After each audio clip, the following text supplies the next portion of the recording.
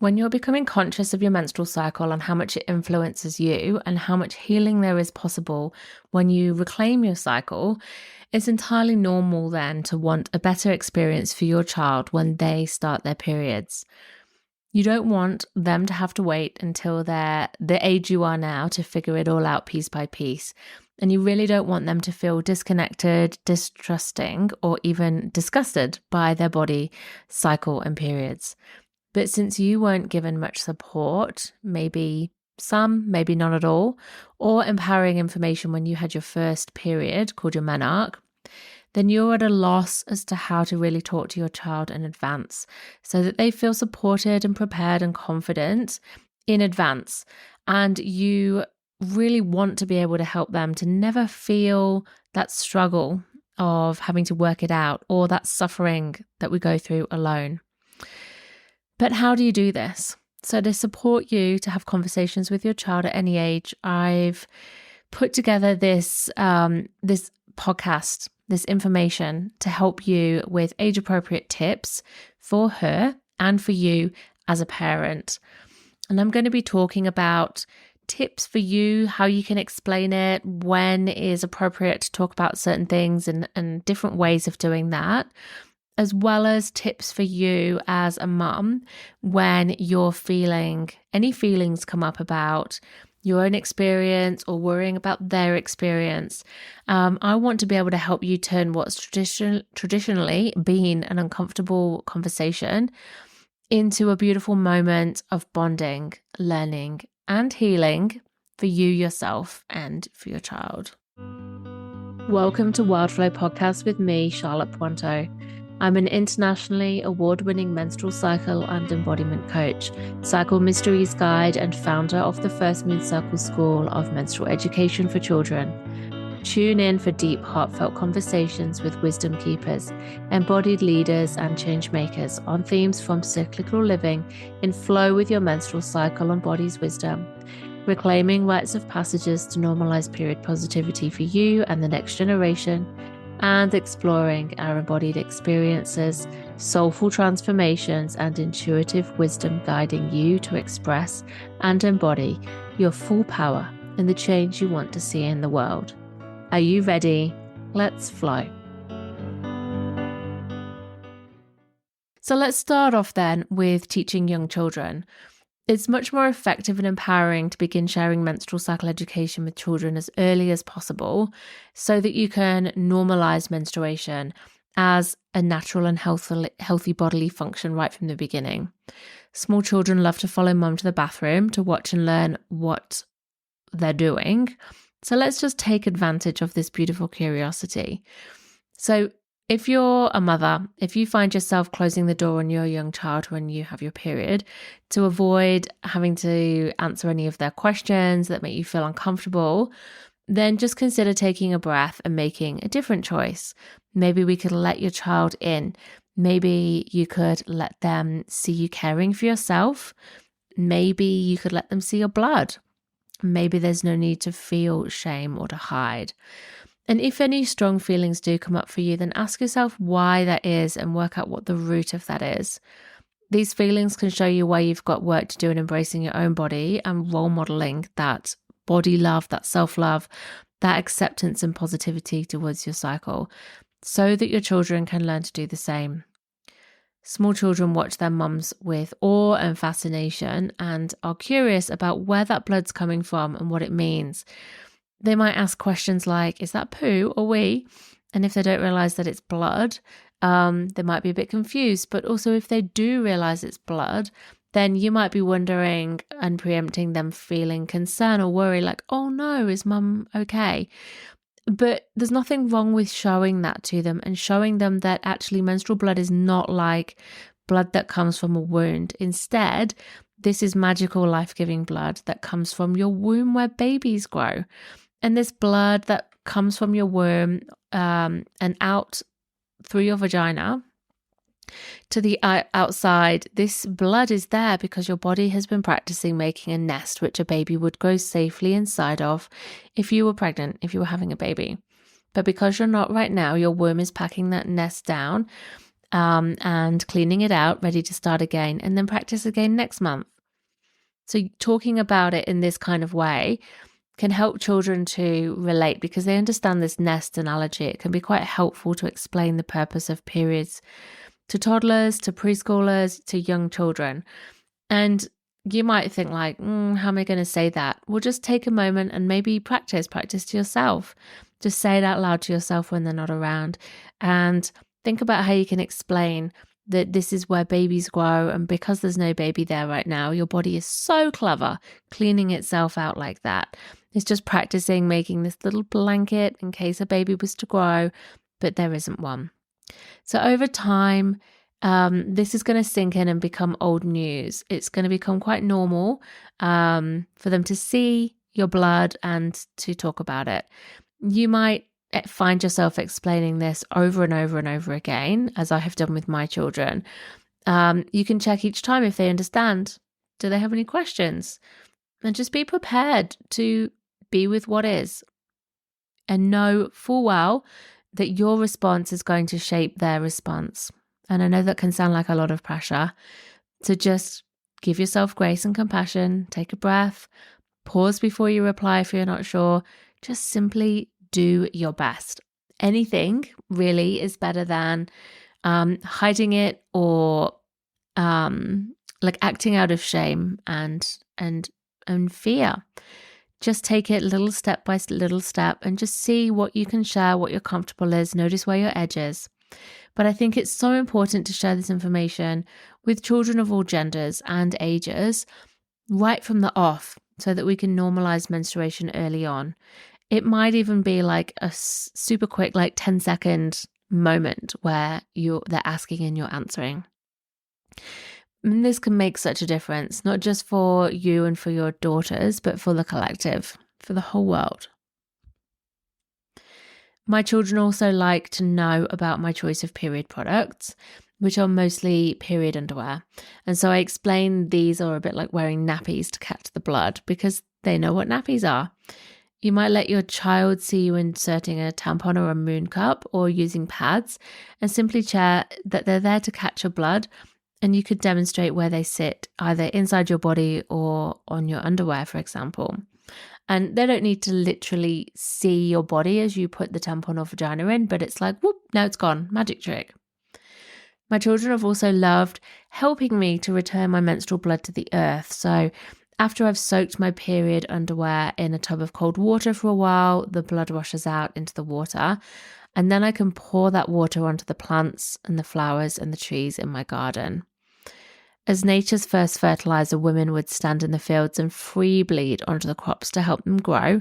So we can use our menstrual blood to feed our plants too.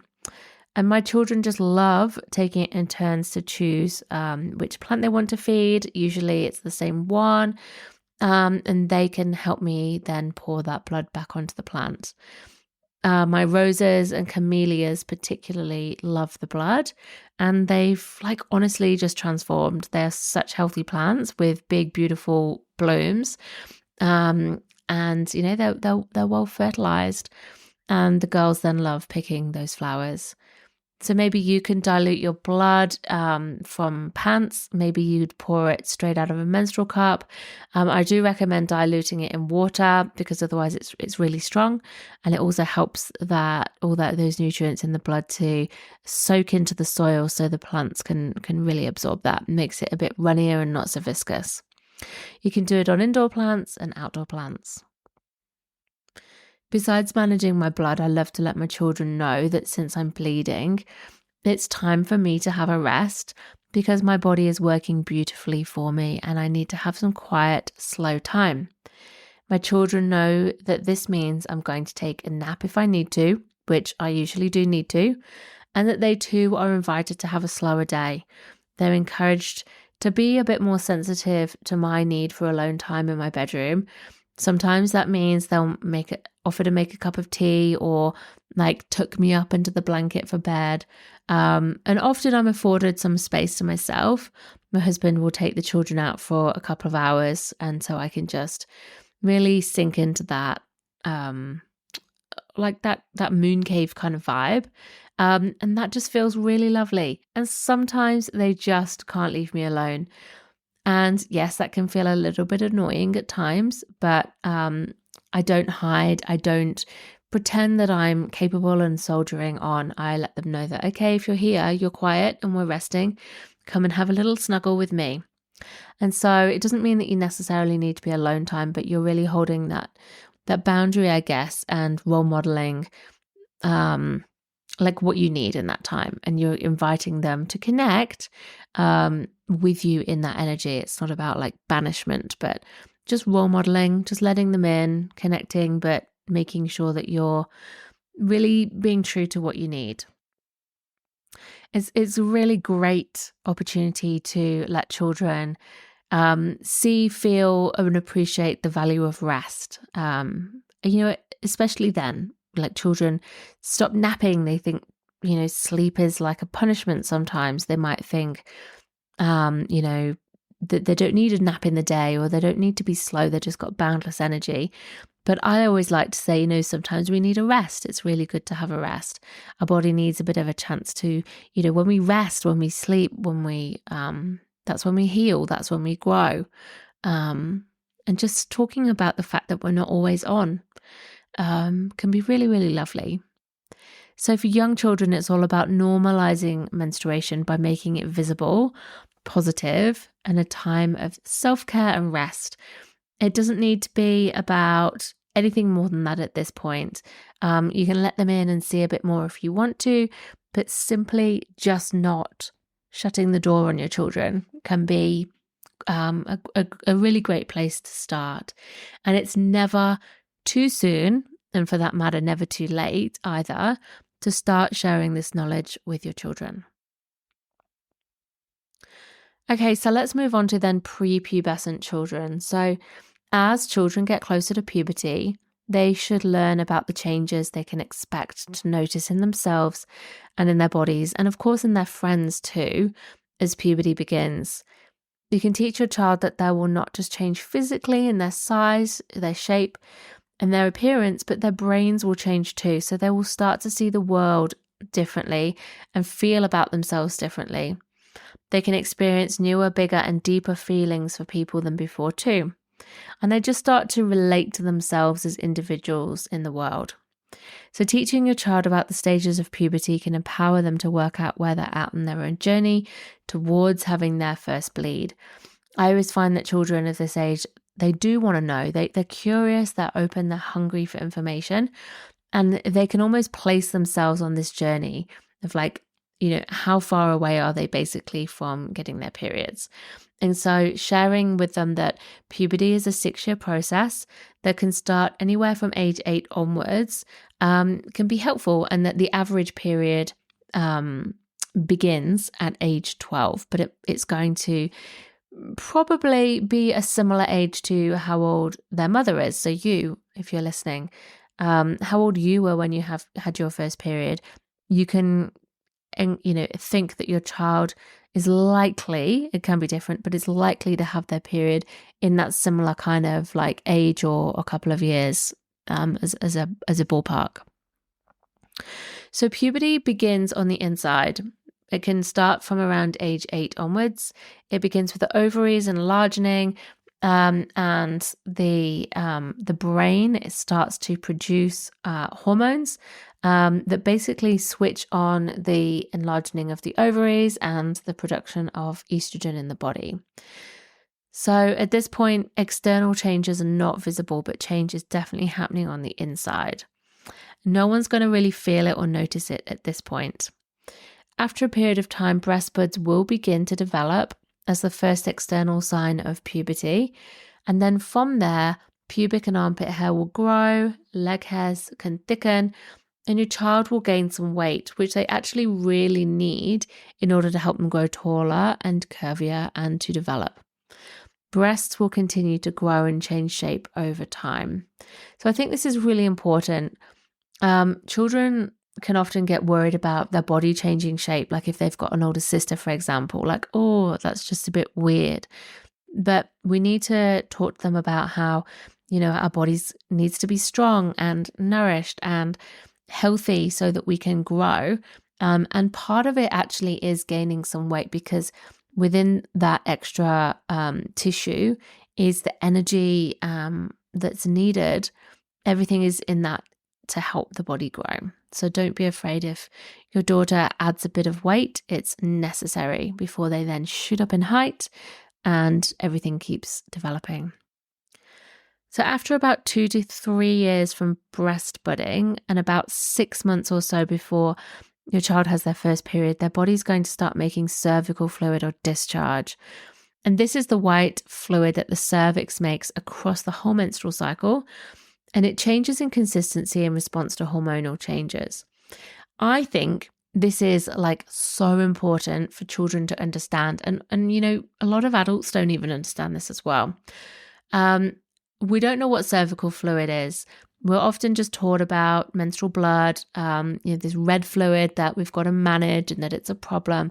And then when we get these white marks or fluid in our underwear, it's like, what on earth is that? Is there something wrong with me? I remember being 12, 13, 14 and being like, what is this stuff? And it changed all the time. And I'd be like, oh my God, this is like dry and thick and chalky on my underwear. And I'd be like, is there something wrong with me? Every single month, I was really concerned because, there were messages going around at the time about, smelly vaginas and, fishy smells and just got this overall impression that vaginas were basically gross and dirty. And so this fluid just made me feel really ashamed. And so I think it's so important to explain that this is actually a really magical elixir that the body makes. It has all kinds of properties, and I'll explain some of those to you now. But also, this is normal and this is good. This is okay. So they don't start worrying about being dirty or smelly or, that there's something basically wrong with them. It's also really important that they start noticing their cervical fluid, because it's got loads of properties that can help them to work out when their period's coming. It's linked to fertility because it's a sign of ovulation as well at certain times. And it cleanses the vagina and the cervix naturally. The vagina is actually very clever and self-cleanses. These are some of these fluids are how they do that. It changes the pH within the uterus. So it can be more acidic at some times and more alkaline at others. And basically, as this pH changes, there are times where it welcomes and will feed and nourish sperm, so for fertility, and other times where it will actively thicken and block sperm from moving through the womb. But it will also become intolerable for that sperm to survive in. So it's all changing, and as it changes in consistency as well. So when we can teach girls about how this cervical fluid changes, they can work out if and when they start ovulating, which is super important. We actually want to be ovulating because ovulation, which is when the egg is released from the ovary, which then travels down to the womb, embeds into the lining, if it's conceived, or it disintegrates and will be released along with the womb's lining as the next period. So basically ovulation does that, but it also creates hormones that are necessary for long-term health. It can give us protective, it's like a protective mechanism, these hormones, for our long-term brain health, heart health, bone health, immune system, so many functions. So many health conditions can be prevented if we are actually ovulating for most of our life. So not taking hormonal birth control, for example, that stops ovulation. Ovulation is super important. It's not just important for fertility. It's important for our long-term strength and health. So teaching girls to look out for their cervical fluid and understanding how it changes can help them work out when they might be ovulating. So when their fertile period is, and we might explain that to children when they're a bit older, but also it can help them to work out when their period's coming, because 2 weeks after a successful ovulation comes a period. So if your child knows this, they can work out when their period's coming. They don't need to be feeling scared about getting caught out by the period at school, for example. So how does it change? So cervical fluid changes at ovulation from dry and thick to stretchy. I think of it like melted mozzarella cheese on a pizza. Some people talk about like egg white cervical fluid, but I just find that children don't know what egg white fluid is, egg white texture. But everyone knows melted mozzarella cheese on a pizza. And when you explain that it goes sticky like that, and stretchy and thinner, or even like it's so wet that it feels a bit like they might have weed in their underwear, then that is like this fertile fluid that comes at the time of ovulation. So letting children know that this is normal, that this is their body trying to ovulate, and that if they see this fluid and then after that they see this where it dries up and goes chalky and it like leaves like a chalky mark on their underwear, then they can assume that they have ovulated and they can start preparing to have a period within 2 weeks. So, they might want to put extra period products in their school bag or their sports bag, or if they're going to another parent's house or camp, for example, they can also start to look at their schedule. So, is there anything they can like not do at that time? They can sort of plan ahead, more rest time, more chill time, like maybe less social time. Where can they start to let go of things so that they don't have such a busy phase around their period? So just starting to think about that, like this is great knowledge to share with prepubescent children so that they can start to read these signs. And of course, as I said, about six months, it can be more or less, after first noticing cervical fluid, then the first period will come. So that is why reading cervical fluid is really empowering. So I also think it's great at this time to start to share with children about the fact that they are going to have different energies at different points of their cycle. So explaining not just what periods are, but what the menstrual cycle is as a whole. So you might explain it using the 4 seasons analogy. So, with menstruation as being an inner winter, and then ovulation like an inner summer, and then obviously the spring after your period and the autumn before the period. You can start to think together about what feels good in those seasons to do. Like, how can you listen to your body? How can you make time to check in with how you're feeling and what you need? And just letting them know very basically, if nothing else, that basically they're going to start noticing some bigger energy changes, like day to day, week to week. There are times where they're going to have big energy and times where they need more sleep. Times where they really want to be sociable and times where they really don't. Times where they're going to be able to focus and work hard and do their study, and other times where maybe it's like, I just can't start that homework. And so thinking about, how can you schedule homework around your cycle? Like, God, I wish I'd known that as a kid. I think that would have been incredible. So just starting to get them to be aware in advance that this is going to happen. And that you're there to guide them and listen to them and just start to notice how their energy changes, because they will start to have like a sense of a cycle coming through. You will, if you both start paying attention, you will start to notice a cycle coming in with these different energy changes. So just noticing it and helping them know that there's nothing wrong with that is all good. Okay, so what about when you're getting really close to having your daughter's first period and menarche as a rite of passage? So as your child's body changes and menarche gets closer, you can help your child to see this as a powerful rite of passage, which it is, which means it's a shift from one identity or phase of life into the next. So it's a moment where that child is leaving behind that like wonderful magical childhood, like that's real kind of sense where they're part of the family unit. They are, they're living on your family schedule, I guess. Like they're very kind of in that kind of dreamy state still. They're kind of not aware of the world and how the world works. But as they move into post menarche, so as they are moving into this adolescence phase, they're going to get a much bigger understanding that, they are their own individual person. They're not just part of the family. They have their own will. They have much bigger feelings. They will start to really deepen into looking to friends for answers and guidance. They might start to, have feelings for somebody, like in a romantic kind of way. They'll be asserting their will a lot more.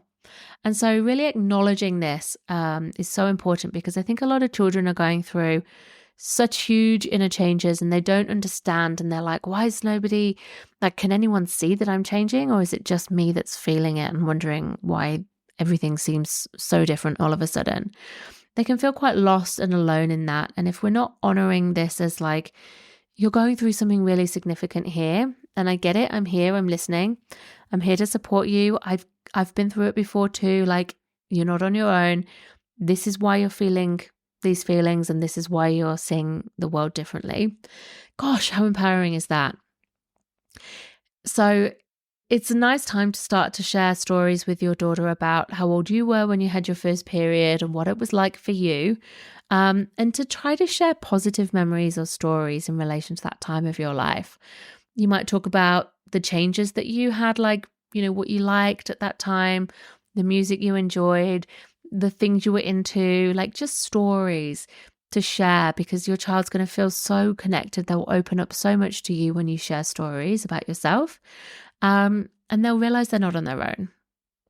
If you don't have any positive memories, then I hear you, and I just want you to know that this is really common, unfortunately.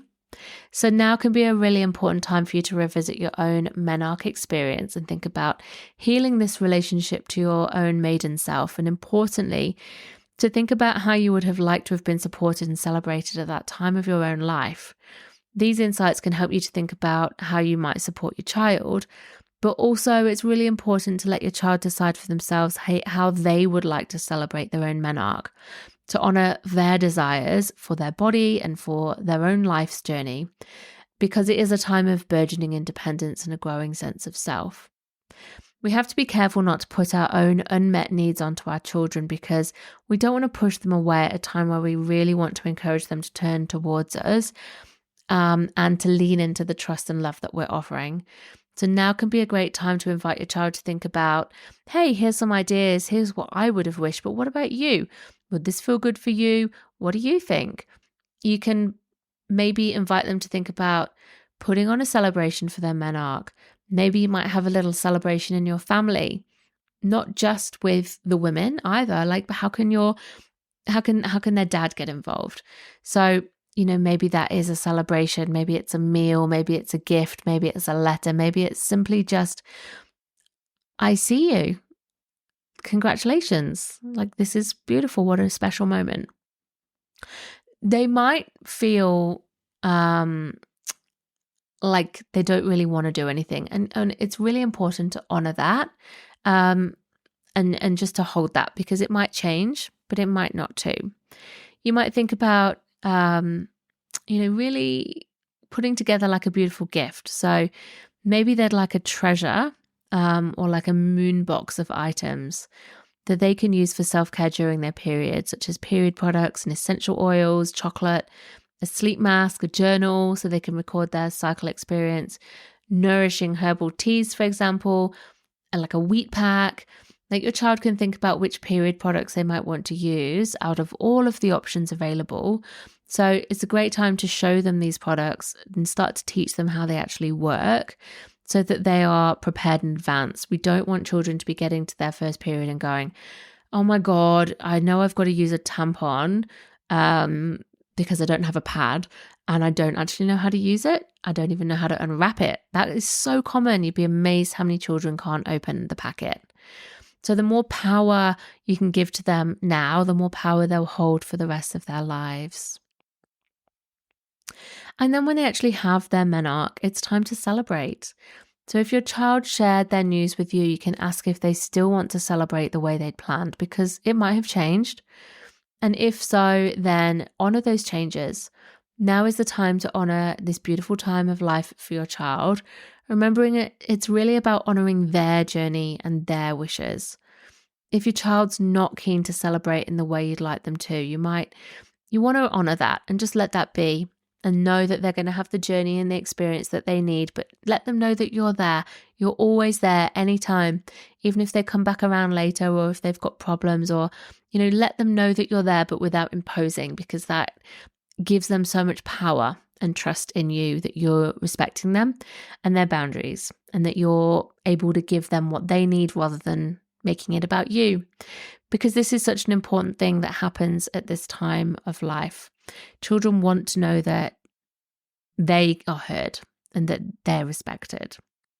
So if you really wish that they would celebrate, but they don't want to, then you might just want to have a little ritual or celebration for yourself, by yourself, or even with friends, with your circle. So it's nice to honor all that this means to you, because it's an important milestone on your parenting journey as well. And so, tend to that, but do that without your child, without needing them to give you anything. Turn to your people. So if you sense that your child's begun to bleed, but they've not told that to you, then I encourage you to not take this personally. They just might not be ready to share this with you. They might be unsure, they might want privacy, they might feel a bit embarrassed, or they might just really want to keep something for themselves.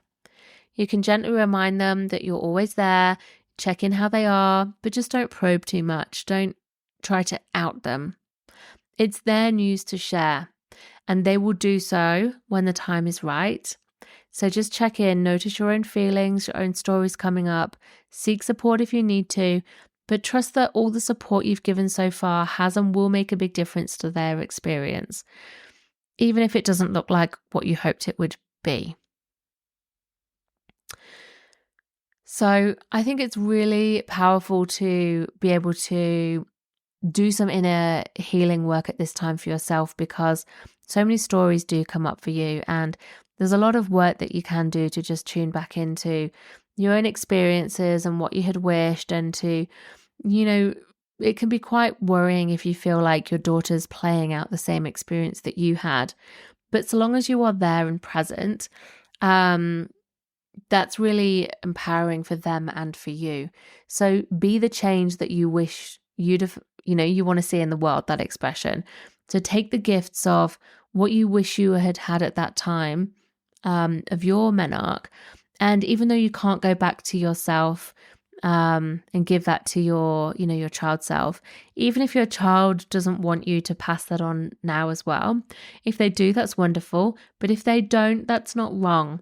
So try to give yourself some kind of acknowledgement now, by tuning into what you wish you had had by way of support and celebration at your menarche, and just try and give that to yourself right now. This is so important. So I've got a self-paced, like a womb and menarche healing journey that's available. It's called Making Herstory, and it's a 1 moon journey. It's online. So it's not a group, but it's something that you can tap into and do for yourself and by yourself. And this can be really beautiful for mums who have pubescent children.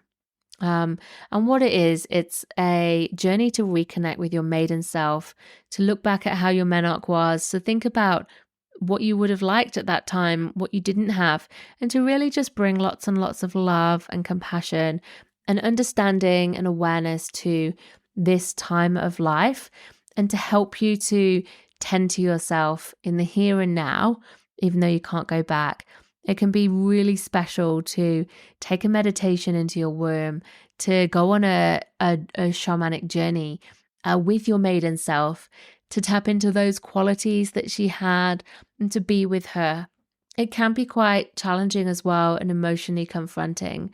But by meeting this part of you, you can bring that healing and that healthy expression and release of this part of you, so that we don't then put it onto our children, because that's what we do. That's so possible to happen. Like if we're not really looking after ourselves. And often if we feel like there's a resistance there, it can be like there's a bit of a wall and we don't want to go and feel maybe any sadness or pain or bring up old memories. But that's such a gift to yourself and to your child to be responsible for your own inner work, so that we can totally support our children, move forwards, and we can role model a healthy relationship with our body and with ourselves. And that womb healing work is so powerful. So if that's something you're interested in, I'll pop the link to that in the show notes. It's something you can do anytime, but I think that if you've got a child who's around this age, then this is really going to be a really powerful process for you. It's got rituals, release rituals, as I say, meditations, reflective work, some learning in there, some practical cycle knowledge that you can take with you. And yeah, it's something that I'm really passionate about. I really believe in it. Okay, the next thing I want to share on is menstrual health. So I think it's super important for you to understand the differences between tween and teen periods versus adult periods, because menstrual cycles can actually be quite different, and what's considered normal for adults isn't necessarily the case for children. So if you've forgotten what it was like to have periods as a teenager, which I'm sure you will have done, and it was a long time ago, right? Then we can often get a bit worried about, oh, is this normal? Is that normal? And forget what what the red flags are, for example, but also like what's okay. So it's important to learn this, and then you can obviously share it with your child so that they know that they can ask you for help.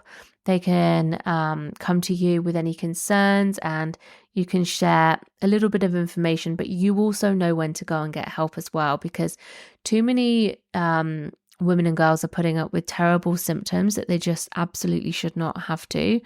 And often solutions can be really simple. There can be diet changes. It can be like getting more sleep. It might be taking out certain foods that cause inflammation. For example, it might be just eating more protein. It can also be, looking at stress. So what's going on at home, what's going on at school, what's going on in friendships.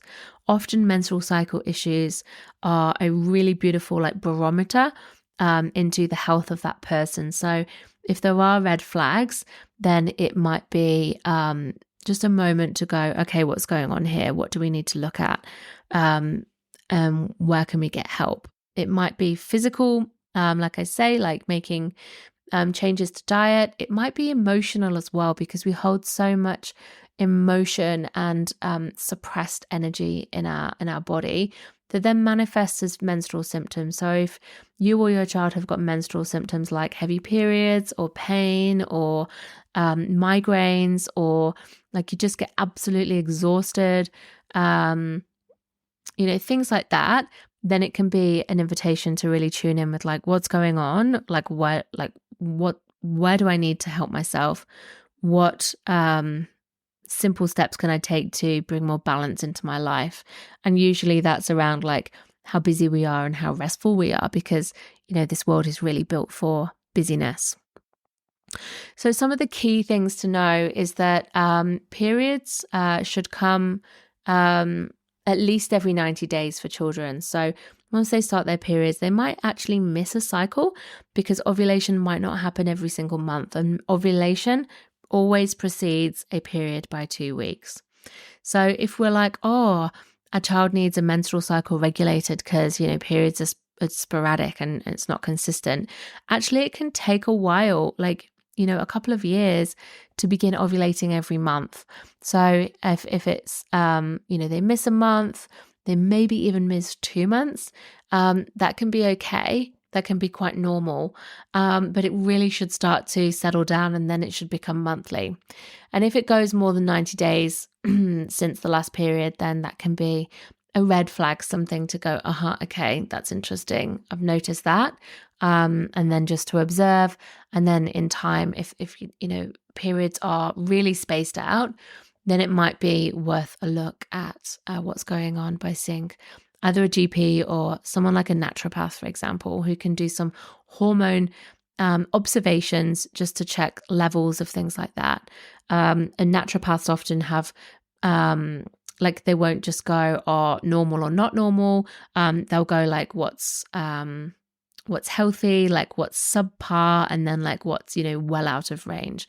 So their ranges for measurements are different, and they can, even if something's considered normal by a GP, but it's like a little bit subpar by a naturopath, then they can support back into optimal health. So it's, there's both paths. Often they complement, but you might have a preference over which one you go down.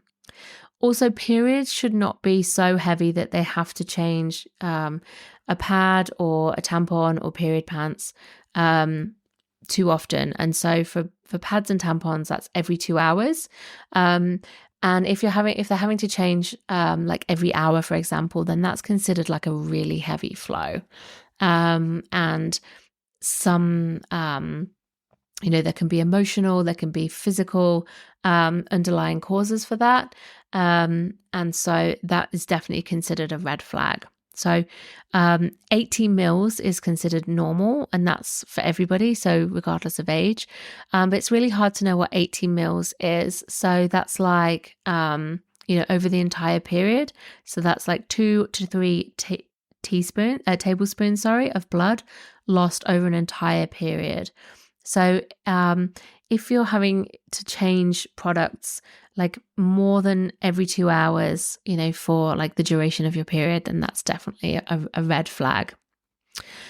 Clots should be like not bigger than a coin. Clots are when the blood is clotting, the body's clotting, trying to slow the blood flow down. So that's another sign of heavy periods, but it can also be a sign that there's a condition there that could be looked at. So just noticing, like encouraging your child to notice if there's like real clumps of tissue.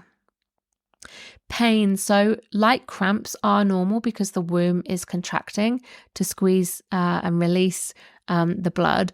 But pain that stops a child from participating in everyday life is not normal. So if they can't get out of bed, or if they have to come home from school, like if they're nauseous, if they're getting migraines as well, these are all signs that something's really not okay.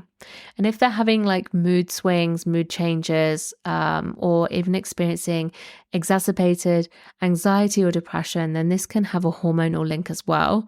And so this is something that needs looking at. And for children, a period should come every 21 to 45 days. And that's actually different for adults. It's 21 to 35 days in adults. So just noticing how often a period comes can be really, really great. And then how long that menstrual cycle is. And so, of course, the best ways to record menstrual health is to cycle chart. So teaching your child to cycle chart is really powerful. You can chart yourself, and then you can show your child, and you can compare, and you can share that as like a bonding thing. But they can also just do it by themselves, and they can do it even in advance and just start noticing cervical fluid and body changes, for example. But definitely once they have their first period, helping your child to get to know what's normal for them, like when they have, pain or mood changes, or like when they ovulate, or which are the really heavy days and how long, and how how much, for example, like what kind of pain.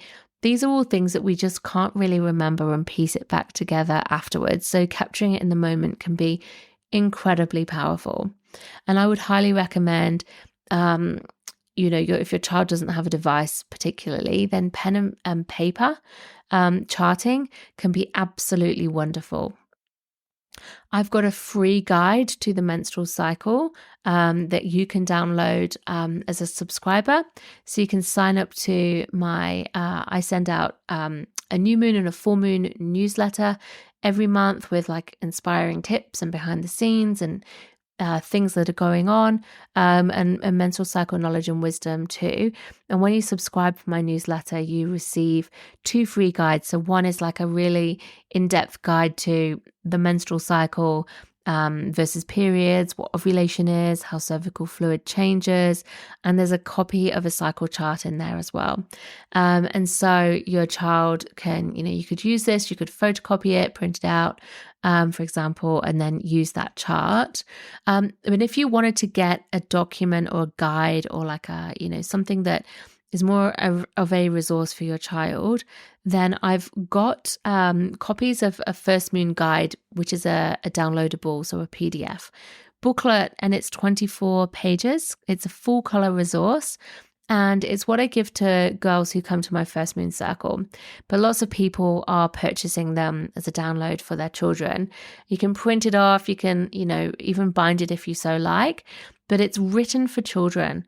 So it's written for them to start to understand in advance all of this information for themselves. So they've got like, oh, what's this cervical fluid thing? Oh, go back to that. Oh, what's ovulation again? Oh, you can go and look at that.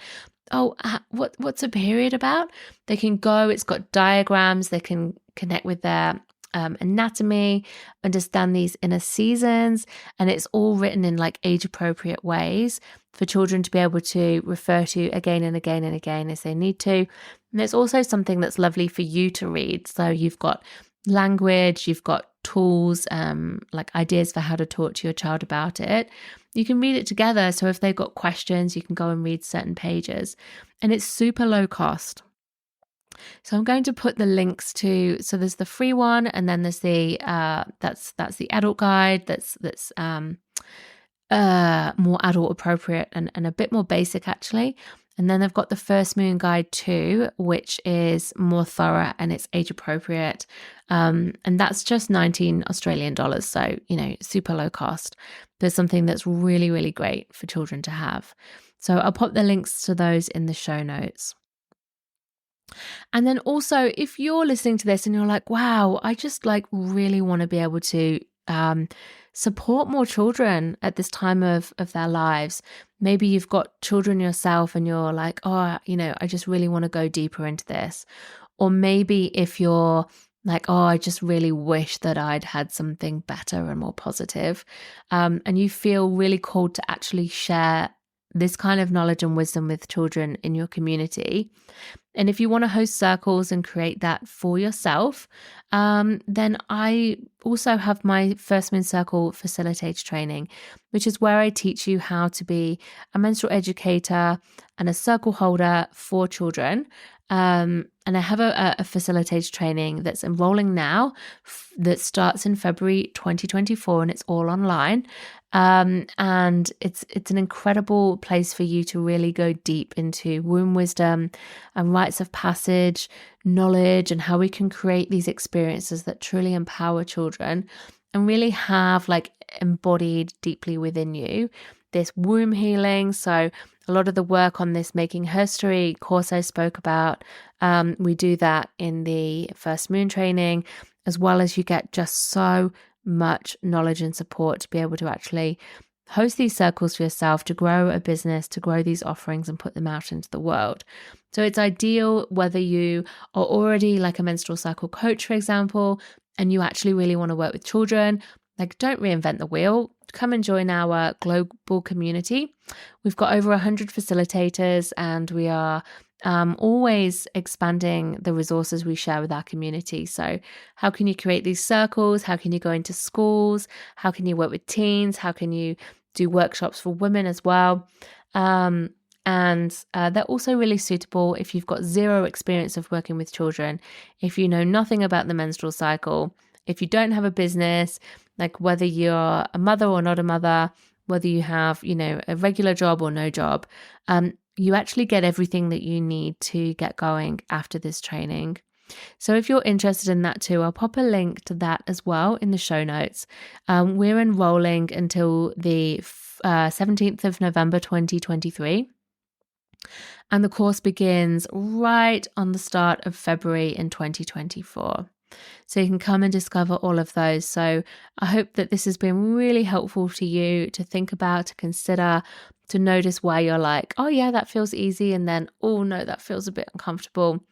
To really connect with your own experience, but also to hold space for what your child wants.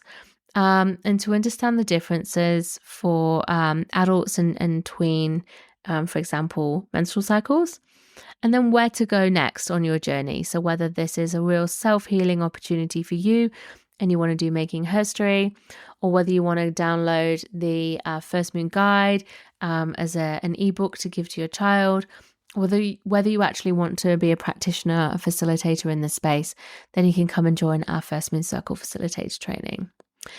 All right, loves, thank you so much for listening. I hope this was helpful. Come and find the social media post on my Instagram page where I'm sharing this, and let us know in the comments like what you took from this, what was most useful to you, and I would love to help you and support you over there. So have a beautiful day. Thanks so much for listening to Wildflow. I love having you here. If you're loving this podcast, why not leave a rating and review and share your favorite episodes with those who you think would love to listen.